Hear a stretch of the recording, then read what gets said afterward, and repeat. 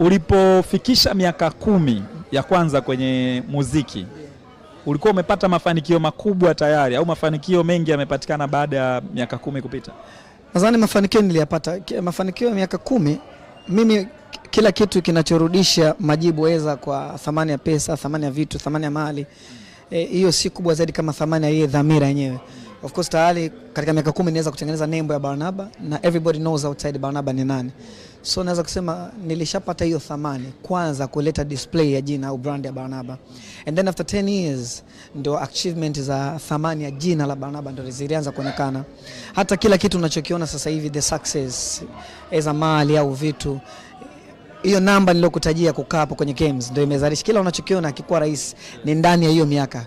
Kwa sababu hata leo tuna discuss mafanikio ni baada ya miaka 20 na kwa unaweza kwa ujumla naweza kuzungumza baada ya hiyo miaka ndio unaniona leo. So perception zote kama ni mali, kama unaona achievement zote, mafanikio ya kazi na nini na kila kitu ni more than 20 years. Kwa hiyo sio kazi rahisi. Yes.